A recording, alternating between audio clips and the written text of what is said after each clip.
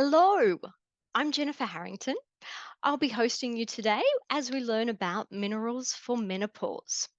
So, what most people know about me is that I'm a naturopath with over 20 years of clinical experience. I'm an author, podcaster, and practitioner. But what you probably don't know about me is that perimenopause kicked my butt and that most of my problems were linked to mineral deficiencies. In my case, my main deficiency was iron due to heavy menstrual bleeds caused by my uterine fibroid and my polyps. But it wasn't just iron.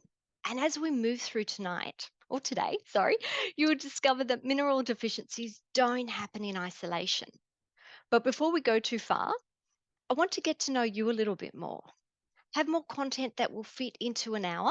Sorry, have more content that will fit in an hour, but I want to keep you engaged so that if you can please answer these two questions, then I have a better idea to what to focus on and where I can skip when we run out of time. So I'm just going to pop in a little poll. Bear with me a second. The poll doesn't want to show up. Add poll.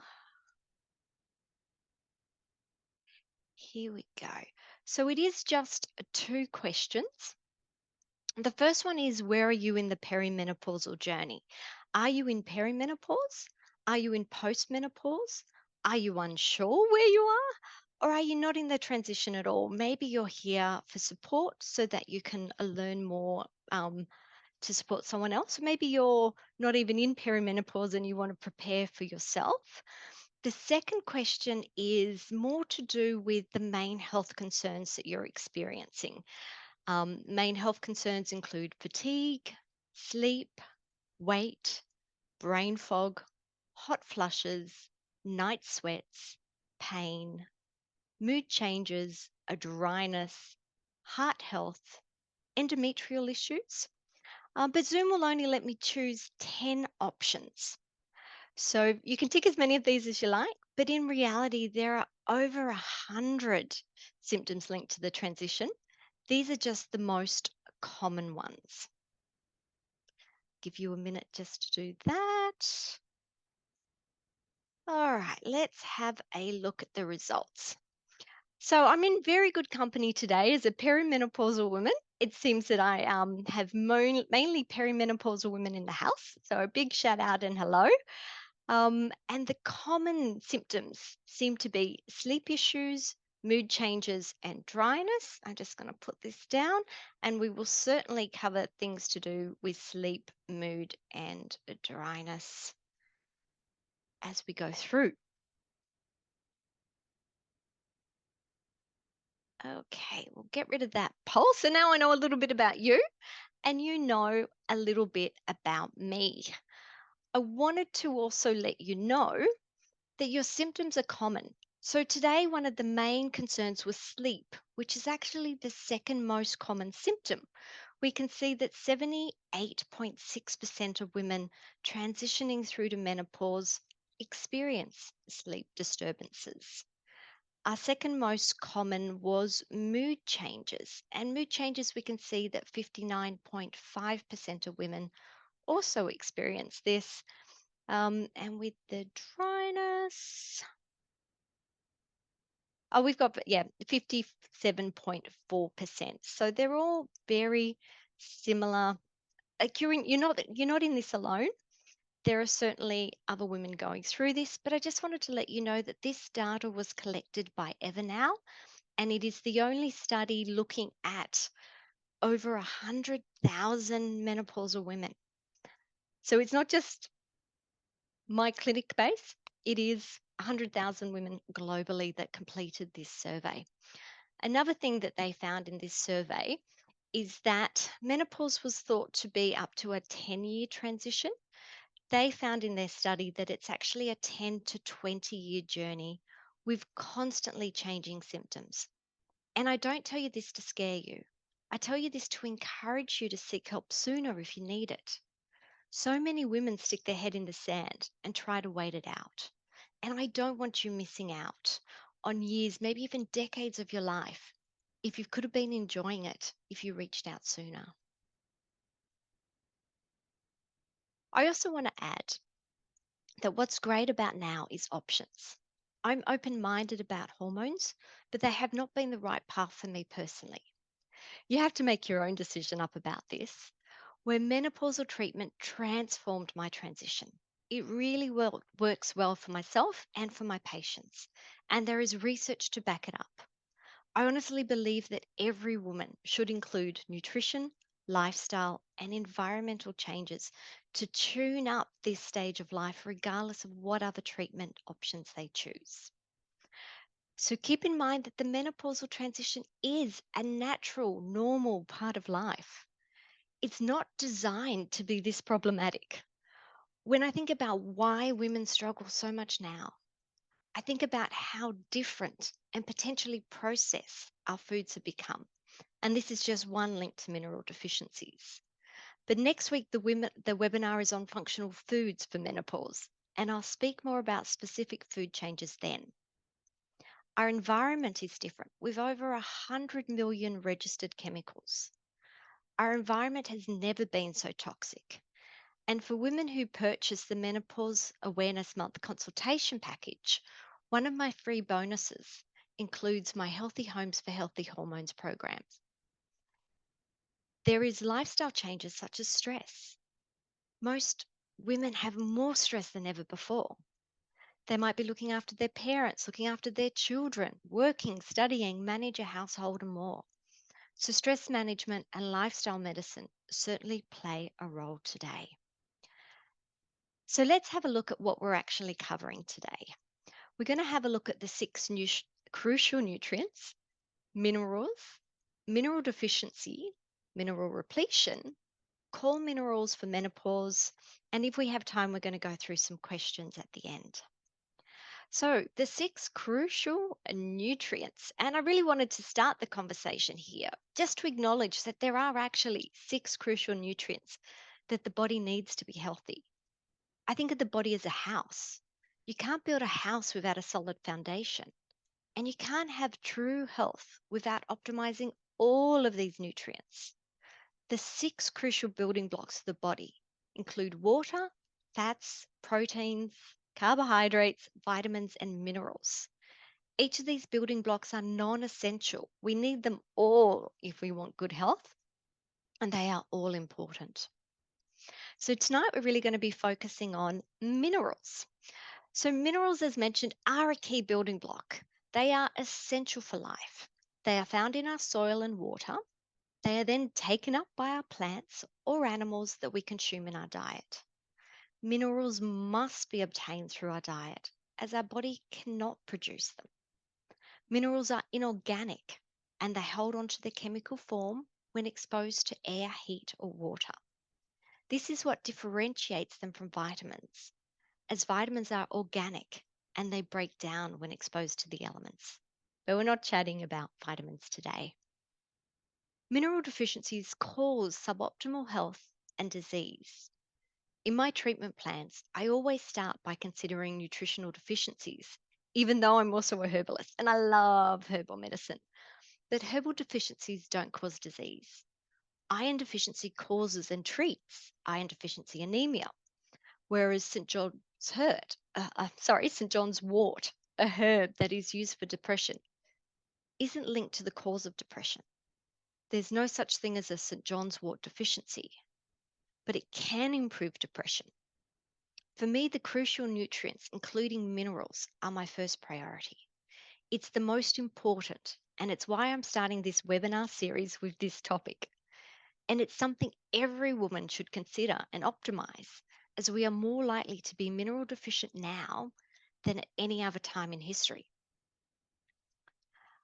So, Dr. James is a medical researcher, and in his book, The Mineral Fix, he found that 1 in 3 people have at least 10 mineral deficiencies. So, we are not talking about singular, isolated deficiencies, but multiple deficiencies from across the board. Just to give you an idea, in the chat box, let me know, what minerals have you heard of? Have you heard of any of them?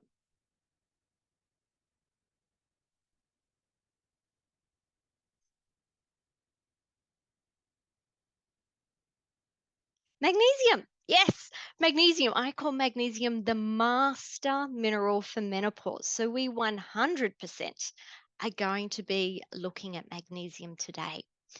But just to give you an idea, there's lots more minerals than just that. So having a look at my list, these are the minerals needed for human health.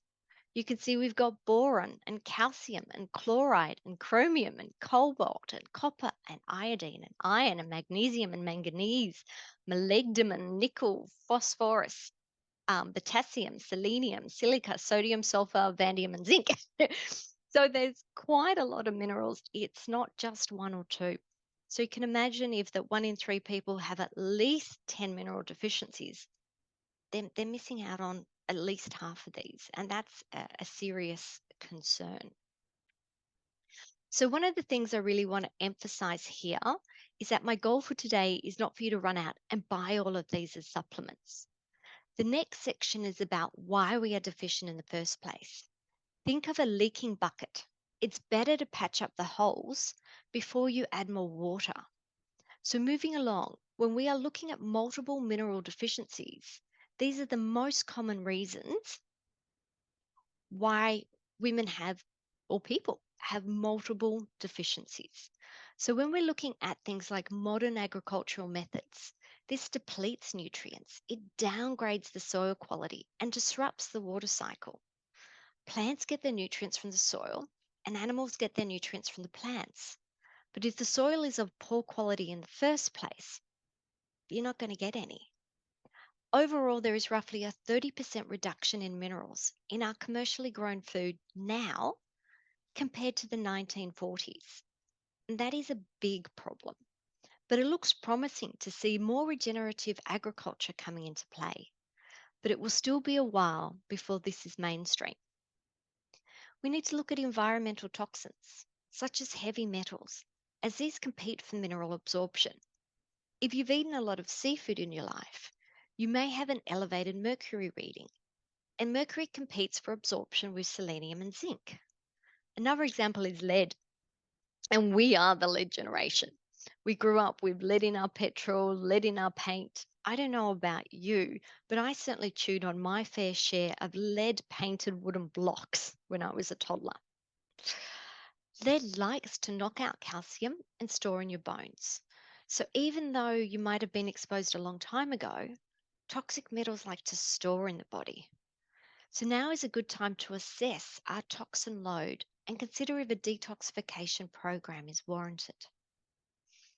Now we need to look at the popularity of restricted diets.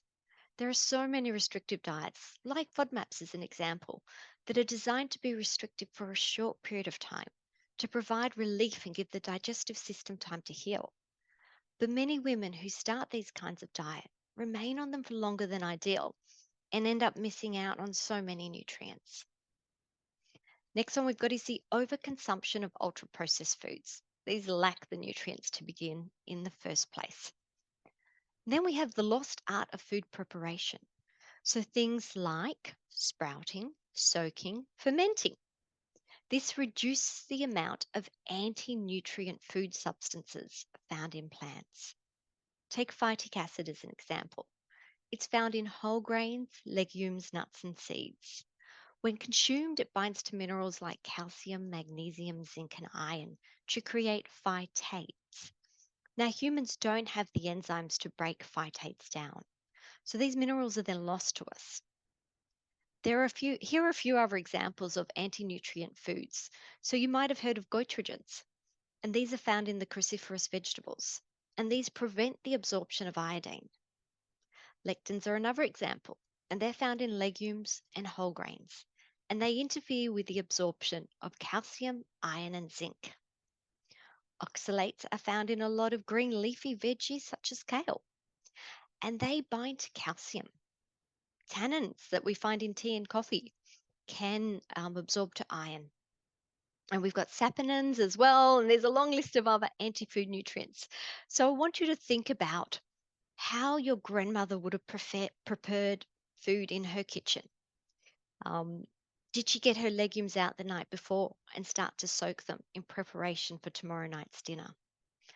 Um, We don't have time to get into this today, but it's really worth considering how you can add soaking and sprouting and fermenting into your food prep to deactivate these anti-nutrients and open up a whole nother world of nutrients from the foods that you're already eating. Then we need to look at the health of the digestive system itself, as this plays a massive role. Inflammatory digestive disorders reduce the body's ability to absorb minerals from food. So do digestive infections, such as H. pylori, and medications such as antacids. Could you see some reasons why you might not be getting as many minerals in your diet as you could be? So let's look at a few ways that we can change this so that we are getting more bang for our buck when it comes to minerals. So here we go, mineral repletion. So it starts with eating a wide variety of food with a rainbow of different colors on our plate, with daily, weekly, seasonal variation. It's too easy to just eat the same foods all the time. We need to go out of our way to try new things and switch up what's on our plate. Eating foods that are grown in regenerative farms. Regenerative farming focuses on soil quality. The healthier the soil, the healthier the food. And just like organic farmings, they also reject the use of pesticides, synthetic fertilizers, and one website that may interest you is regenerationinternational.org. They have a global food map, and you can look and find a local regenerative farmer near you. So, organic foods are also a great choice. But if these are out of your budget, consider looking into the Dirty Dozen. These 12 foods contain the highest concentration of pesticides. And if you remove just these, you remove about 80% of the pesticides from your diet. So, the list is found at the Environmental Working Group, and the list currently contains strawberries at number one, which is very unfortunate for Australians because that is in season at the moment, but you can get them organically.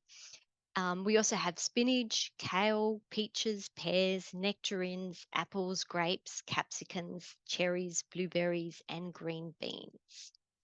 So, growing your own pesticide free food is another idea, especially foods like strawberries, spinach, and green beans. You could even do this on a balcony apartment. So, learn to correctly prepare food to inactivate the anti nutrient component. I call it the lost art of food preparation. And just to remind you, that is soaking, sprouting, and fermenting. With environmental toxicity, you may like to work with a practitioner to help you identify toxins such as lead and mercury. I like to use the hair tissue mineral analysis for metals or the GPL tox test if you are looking for chemical exposure. But there are also other options if you think toxicity might be an issue. And let's face it, the world isn't a clean place. In reality, we are all carrying some level of toxicity. Next, we need to look at your digestive function. Can we optimize it so that you can tolerate a wide variety of foods and have adequate acids and enzymes to break down and obtain the maximum amount of nutrition from your food? And then we have balneotherapy. This is one of my favorite ways to get minerals in because it's so fun. It's about bathing in water or mud with high mineral content. You can try this at home with an Epsom salt bath, or in a day spa with a mud wrap, or on holidays floating in the Dead Sea. Our skin is a very effective way to absorb nutrients, especially if you have digestive issues, as it bypasses the digestive system. When my fibroid was playing up and I was anemic, I used transdermal iron cream to help increase my iron levels without having to worry about constipation. But the skin doesn't just absorb minerals, it also absorbs toxins. So be careful what you put on your skin. Women use so many personal care products. I want you to consider how clean your products are and replace them with cleaner products if needed. And obviously, we can supplement or use mineral infusions if necessary. But one thing I want to say is that all minerals are necessary for all stages of life. But there are a handful of ones I commonly see issues with at this stage of life. And we are going to start off with the master of minerals for menopause, Magnesium. So I think of magnesium first and foremost when it comes to minerals. So common signs of deficiency include excessive sweating. So think hot flushes and night sweats, headaches, poor stress response, mood swings. Remember back from the poll at the beginning? Mood and sleep. I want you thinking magnesium. So insomnia is the next one up here. Muscle cramps, eye twitches, fatigue, brain fog, elevated blood pressure, bone density issues, constipation, and any kind of pain. Chocolate cravings is another one, and estrogen dominance conditions. So things like fibroids, as magnesium promotes estrogen detoxification. So magnesium can be found in our dark green leafy veggies, in our legumes, in our nuts, in our seeds and beans and avocados, bananas, fish, chicken, and beef. But the most popular source is probably dark chocolate. You can test for magnesium deficiency, but the standard test your doctor runs is a serum magnesium test. And this will only show chronic magnesium deficiency, as your serum only contains about 1% of your magnesium stores, and it's highly regulated. And your body will draw magnesium from other sites to make sure this level is maintained. Whereas a red blood cell magnesium is a better option as it catches deficiencies faster, as your body will pull magnesium from here if the supply is inadequate. But when we're looking at magnesium supplementation, it's so easy. There are liquids, powders, pills, creams, oils, even bath salts made from Epsom salt will help you top up your levels. What I really love about magnesium, it is one mineral that does so much. So many women notice multiple benefits from taking just this one mineral. This is because magnesium is involved in over 300 enzymatic reactions. Talk about bang for your buck. It's involved with sleep, moods, energy, brain function, bone health, and the list goes on. But one connection a lot of women don't make is if you're sweating. The excessive sweat can be a sign of magnesium deficiency. So we always need to make sure we consider it when there is hot flushes and night sweats. So you can see that I love magnesium. But before you run off and buy it, know that all supplements have cautions, contraindications, and medical interactions. So make sure you get your prescriptions checked before starting. If you have no existing health conditions, my main concern is diarrhea. But if this occurs, it could be the form of magnesium. Magnesium oxide is the main form that causes diarrhea, or it could be the dose, which in that case you stop it for a day and restart at half the dose and see how you go with that. But I want to have a look at some research specifically talking about magnesium. So I have 3 different studies here, but what I want you to know is that these 3 studies were all done on breast cancer survivors.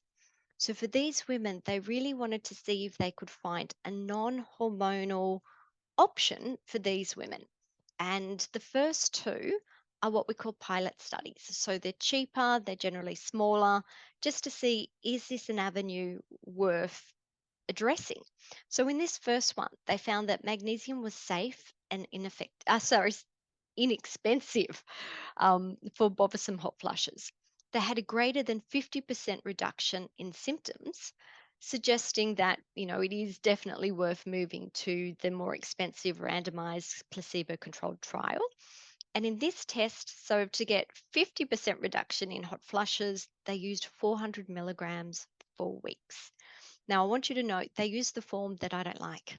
They use magnesium oxide. So I actually think they would have got more bang for the buck if they tried a different form of magnesium. So the second one, they also used magnesium oxide, but it was double the dose. It was 400 milligrams twice daily, so 800 milligrams in total. And this, again, is not the double blind placebo trial, it is just the pilot study. And in the pilot study, they found that 45% of women had a 100% reduction in hot flushes. Like, how fantastic is that?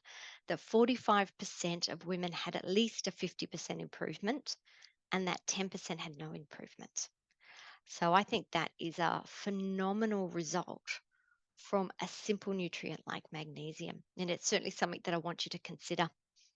And the third one is the gold standard double blind placebo study. And in this one, no surprises, at least from me anyway, that magnesium oxide gave everyone diarrhea. So, in this particular case, they did find that the magnesium helped with the hot flush symptoms, but they found that it really wasn't viable because women still wanted to live their life. If anything, they want to live more of their life because they're flush free. They don't want to be spending the time on the toilet.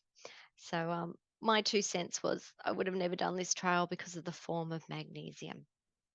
Um, so I'm quite often asked about different forms of magnesium, and it really depends what kind of symptoms that you're having. If it's more to do with muscle cramps and headaches and pain in general, I start with generally a bisglycinate or a diglycinate and just see how they feel on that form. If it's more to do with memory, brain fog, anxiety, sometimes I will look at the 3 and 8 form because that is the only form that crosses the blood brain barrier. But there are so many forms, and it really just depends on why it is that you want to try magnesium. And you can also buy combination products, which have a little bit of a lot of things. If you've got any of these at home, just check that there's not too much oxide in it. I prefer to get oxide free versions. The only time I would ever consider a magnesium oxide is with constipation, just because you want, like, diarrhea is going to be a relief in comparison to constipation, and that would just be short term to help relieve the bowel. All right, so the next one might actually surprise you, and that is sodium. I really feel that sodium has been wrongfully vilified over the years, with many still believing a low salt diet is a healthy diet.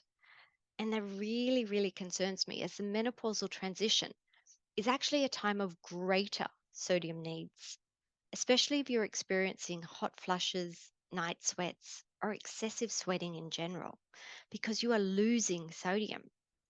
If you're experiencing heavy menstrual bleeds, you are losing sodium.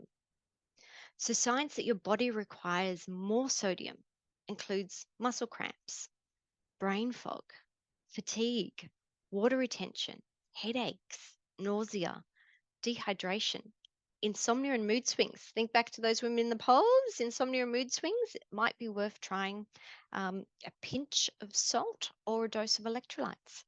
And I found this really interesting is that with insulin resistance, a salt deprived body is a sugar addicted body. So if you are having a lot of insulin resistance and blood sugar cravings, could this be a salt deficiency and weight gain? So other signs include raised cholesterol, triglycerides, lower bone density. And when you look at it, it's a really familiar list of symptoms. And it's a progressive problem. As the longer you are experiencing symptoms, such as night sweats, the more deficient you become, and the more of these additional symptoms you start developing. And it's such a simple change, and it can be so effective. I'm going to briefly tell you about a patient of mine, and she had the worst night sweats I've ever seen. So she was drenching. So I'm talking about her bed, her clothes. She has to wake up her husband. And this is happening about 4 times a week, that she's waking him up so that she can change the sheets. Now, this does not go over well in a relationship. He needs to sleep, you need to sleep. This is just such a terrible cycle that she was in. And it had been going on for 12 months. So when we had our initial consultation, as I was getting some testing done for her, all I did was add in an electrolyte drink. And then when the test results came in and we came back for the second consultation, what she'd said was that in that time, she'd had a 90% improvement. And it had been roughly 4 weeks. And that in that 4 weeks, she'd only had 2 sweats. And they weren't drenching. She didn't need to change the bed sheets. How simple is that? Please do not discount how much sweat you are losing with sweating. Sorry, how much sodium you are losing with sweating. And the symptoms are relentless until you break out of the dehydration cycle. So there are two ways you can top up your sodium levels. The first is with a clean electrolyte. And by clean, I mean no sugar, no colors, no flavors. Usually it's a concentrate that you add to water. Or alternatively, I ask women to add a good quality natural salt to their diet. And personally, I like Celtic sea salt or Himalayan rock salt, as these natural salts contain so many additional minerals. It's like having a superfood. Table salts, on the other hand, have been processed, often deodorized, bleached, and the trace minerals have been removed, which can contribute towards further mineral imbalances. So I recommend you throw out any table salt that you may have. But before you drown your foods in salt, please note this information is a general guide. It doesn't take into account your individual circumstances. So if you've been told to be on a salt restrictive diet, please discuss this with your healthcare provider before making any changes. I also recommend you grab another one of Dr. James's book, The Salt Fix. So, in this book, Dr. James was looking at why the low salt recommendation came into effect and the results that have occurred during this time. He found that the War of Salt started in 1904. At this point in time, it was thought that about 5% of the US population suffered from hypertension. And it's when the recommendation to reduce sodium to lower blood pressure began. By 1939, when we reassessed, we would have hoped to have seen some positive changes. But instead, the American population with hypertension had increased to 13%. And today it's about 1 in 3. It doesn't make sense.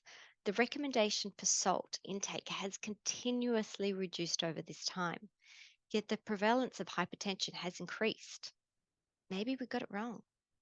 It wouldn't be the first time this has happened. Just think about the low fat movement and what harm that did. And look, if you want to take a global perspective, you would expect to see countries with naturally higher salt intakes to have the highest blood pressure. But this doesn't match either. So countries like Japan, France, and South Korea considered the most salt per capita, yet they have the lowest rate of heart disease. It is food for thought. All right, so this is just one study that I found.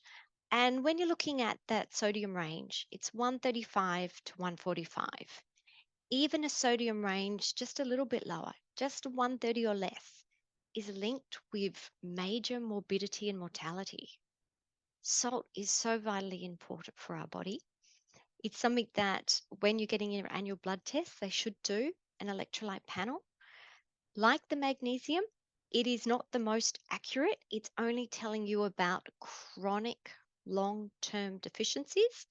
But if this isn't smack bang in the middle around 140, it's time to assess it.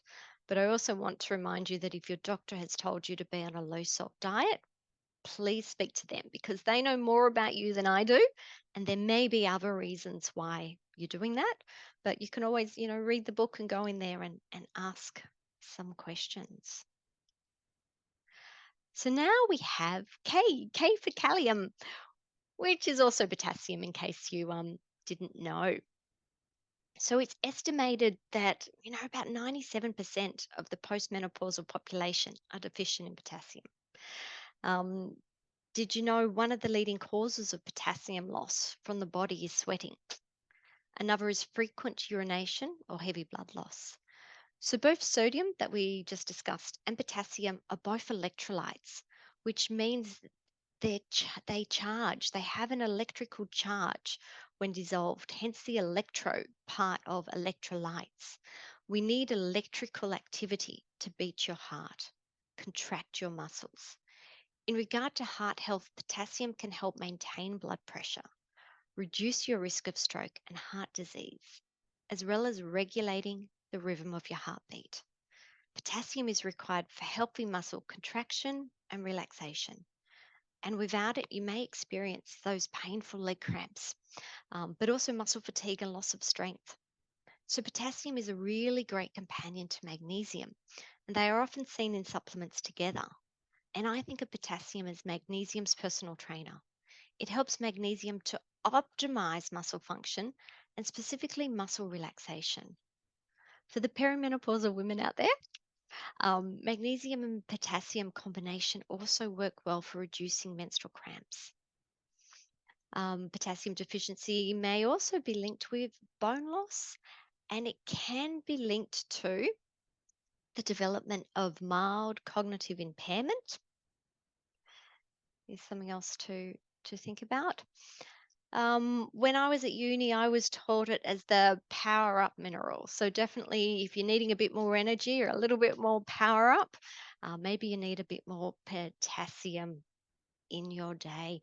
And look, I always recommend starting with diet. There are so many yummy potassium foods. Just look at those. We've got bananas and tomatoes and broccoli and avocado. Um, there's some really yummy foods. You could also grab it in an electrolyte. That way, you're getting your potassium and your sodium in together, or you could take it as a supplement. There was a warning that I've just noticed. Some women are put on potassium sparing diets, and this is due to medication interactions. So, if you're on any medication and your doctor has said because of this medication you need to be on a potassium sparing diet, disregard what I've said because that is important. This is one of the things, this is a webinar that many women are going to listen to. I don't know your individual circumstances. As a general population, potassium is a wonderful thing, but certain medications don't make it safe. So, if you have been told to be in a potassium sparing diet, you've probably been told not to eat things like bananas. But if you haven't been told to be on a potassium sparing diet, go for it. Here is a research that I found, and that it was high potassium intake, so eating lots of these yummy foods, is associated with a lower risk of stroke as well as all cause mortality in older women. And this, they looked at over 90,000 women aged between 50 and 79, and they followed them for 11 years. And this particular trial, they were looking at diaries. So it wasn't potassium supplements, it was who naturally consumed the most potassium containing foods lived the longest. Something that I don't know if I've spoken about enough was that when I'm thinking about postmenopause, three of my major concerns are cardiovascular health, bone health, and dementia, cognitive health.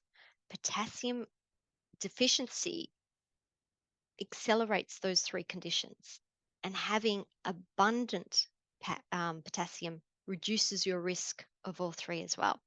So I know vast majority of the women on here tonight are perimenopausal, but if you think about preparing and optimizing for a healthy long life afterwards, we really got to check that we're having lots of potassium. Then we're moving on to iron. Now, this mineral comes up at different stages of the transition for different reasons. So, for the perimenopausal women here today, most of us can't get enough of it. Why postmenopausal women may really struggle with iron overload. But let's start at the beginning of the transition. One of the most common mineral deficiencies seen in early perimenopause is iron. So many perimenopausal women start noticing their cycle change. For some, it gets lighter, but for many, it gets heavier or longer, or they have extra spotting days, more blood lost in general over the month, or shorter cycles, so there is that more frequency of bleeds over the year. So the most common symptom women notice is fatigue, but it's fatigue that is generally not relieved by sleep. But as a general rule, iron deficient women aren't sleeping well anyway. So for the insomniacs amongst us, or those that aren't sleeping as well as you could be, also need to consider what your iron levels are doing. So iron deficiency can cause restless legs. They can cause painful leg cramps, which can also be a hindrance to sleep. If you are experiencing those, I also want you to think of the other minerals we discussed today, because magnesium, sodium, potassium, as well as iron, can also cause those painful nighttime leg cramps.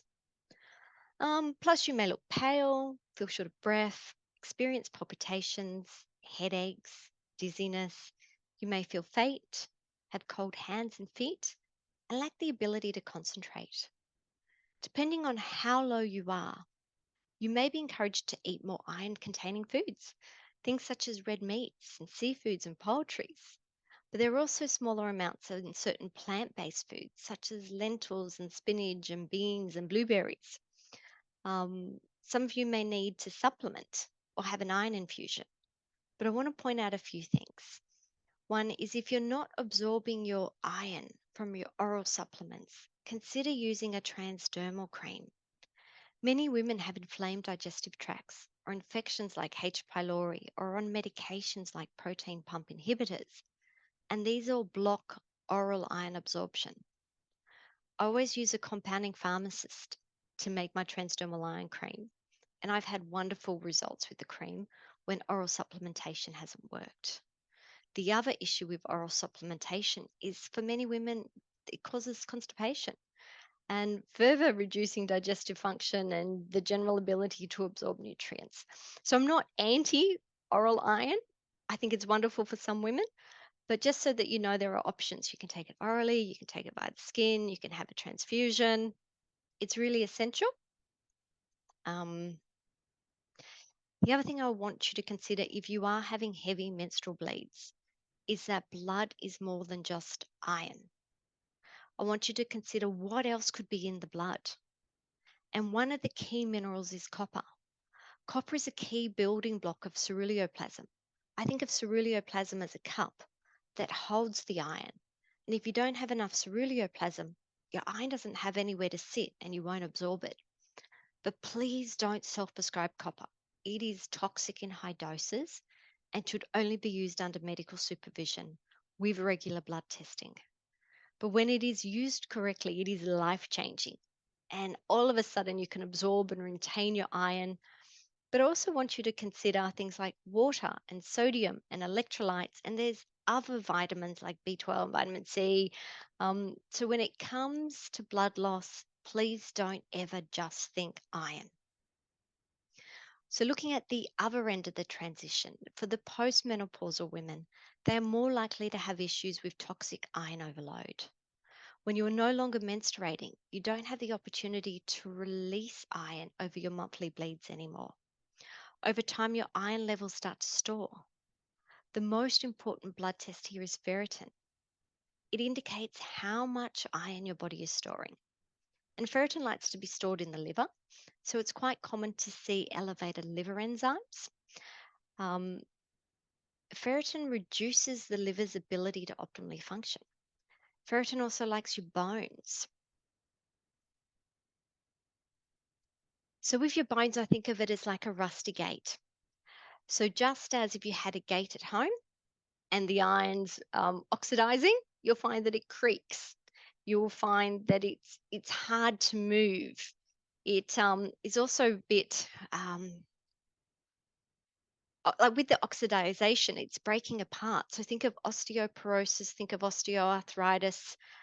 Those sort of bone and joint kind of issues can all be linked in with elevated iron storage in that area. Um, Other indications: abdominal pain, irregular heartbeat, blood sugar issues, depression, concentration and cognitive issues. And you really want to be proactive with rising ferritin levels, as it's likely to continue to rise as you age. If you have elevated ferritin, I recommend you get moving. Women who have long term exercise routines tend to have lower stored levels of iron compared to non exercisers. And smokers in general also have higher ferritin levels. Sorry, guys, I got on a roll and I forgot to move along the slides.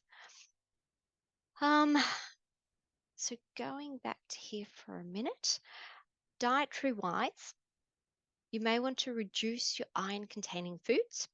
You can combine foods that help decrease iron absorption.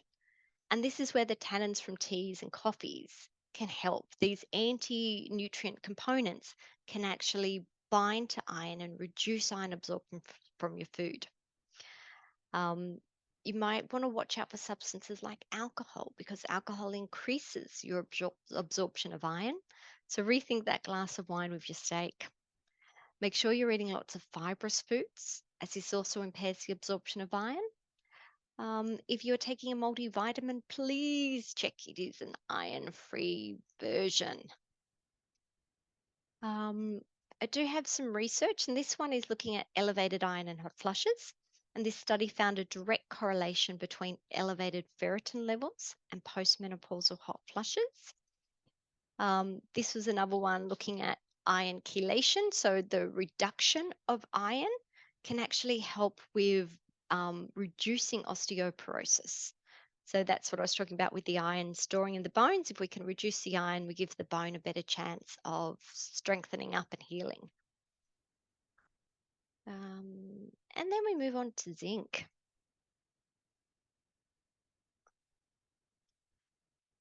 So it is thought that roughly 50% of the Western population is low in zinc. Primary sources of zinc are animal sources, so think seafood, meat, poultry. It's also found in smaller amounts in nuts and legumes. And like magnesium, zinc is also a very busy mineral as it's involved in hundreds of bodily processes. We really need it for this stage of life as it helps with hormonal balance and encourages progesterone production. Research has indicated women low in zinc may be at risk of developing uterine fibroids and having heavier and more painful bleeds. It is also the first nutrient I consider for hormonal acne. Most of us think of zinc for immunity, and it certainly is needed for that. But it's also needed for optimal digestion, all your senses, so your taste, your smell, your sight, your hearing. It is a key building block for healthy skin. I see the skin as being a brick wall, keeping our insides in and our outside out. So I see zinc as being those key building blocks that build the skin wall, as well as your omega-3 as being the mortar that holds it all together. So stretch marks in the skin are a visible sign of a zinc deficiency. If you want healthy, elastic skin moving forward, make sure you have adequate zinc. It's also important for the development of new skins, maintenance of bones, and so much more. We did briefly touch on copper when we spoke about iron, and I really need to talk about it now because iron and copper work together to achieve health goals. Sorry, copper and iron work together to achieve health goals. Copper and zinc work in opposition. So when you're doing blood testing, I really like to see what your iron, your copper, and your zinc are doing together. I try and test them all at the same time. And if you have a high copper to low zinc ratio, this is linked in with some more estrogen dominant type sensations, emotional withdrawal, anxiety, poor stress response, concentration issues, mood changes. If you have high zinc to low copper, which I've actually seen, like prior to COVID, I was generally just seeing it the other way around. But now post COVID, I am seeing one or two women this way around, and that's because they've been taking zinc constantly for years over COVID to help improve their immunity, and that has changed the ratio for them. And this can be linked in with elevated cholesterol and cardiovascular disease. So we've got some studies. So this is the role of zinc in selective female reproductive disorders, and you can see that's involved in ovarian health. It reduces oxidative stress, it reduces inflammation, it helps to reduce weight and reduce your risk of diabetes type 2. It is really a super hormonal nutrient. We've got here, I've already mentioned before that zinc deficiency is linked to the development of fibroids. And in this particular study, it was a placebo study. So one group had zinc, one group didn't. At the end of the trial, everyone had fibroids, but the treatment group had significantly smaller growths. For someone who's struggled with fibroids, size is everything. So this is actually really exciting research. And I wonder if I kept it in. Yes, good. In preparation for today, I culled and took out so much research. And because dryness was something that the women in the poll said that they wanted to discuss, This was another pilot study. So, a study that they put together just to see, does this warrant spending extra money on and doing the more effective research? And they were using zinc as a vaginal moisturizing gel. And they found that it significantly improved postmenopausal vulvovaginal symptoms. So, they improved vaginal dryness, it reduced pain and splitting. Um, they were planning, but unfortunately, this was prior to COVID. They were planning a double blind placebo trial after the results of this one, but I haven't seen it. I keep looking for the results, so I don't know whether COVID knocked them out or whether it's just delayed it.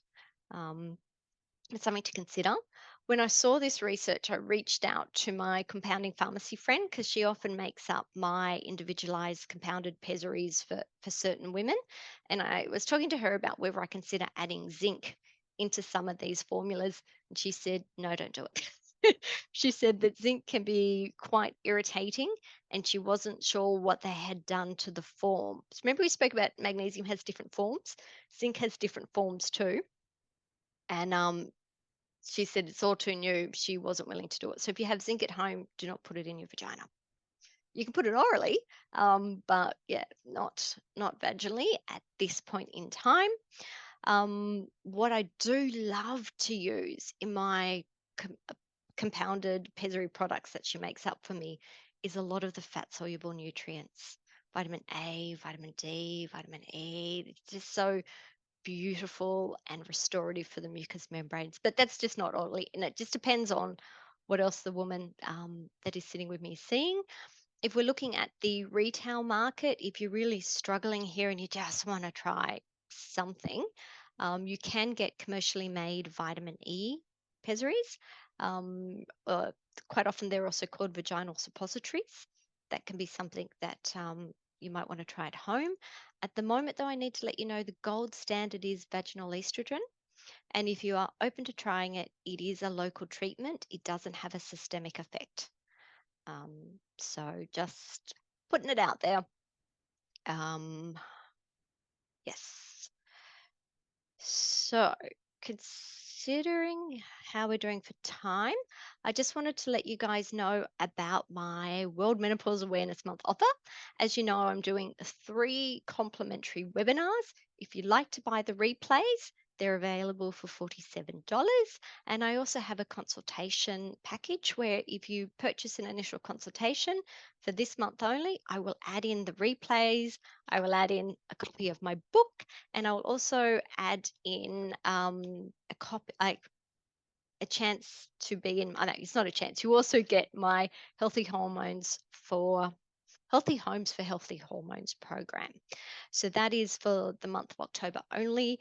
If you're interested but you're not quite sure, please feel free to book a discovery call with me. This is a complimentary 15-minute chat with myself, and we can see if we're right to work together or not. And if you put in there Menopause Awareness Month, then even if we don't chat until early November, I will still let you have the offer with all the bonuses that come with it. Or if you're ready to get started, don't let me stop you. That is those. Thank you everyone so much for your time today. I'm just wondering if we have any questions.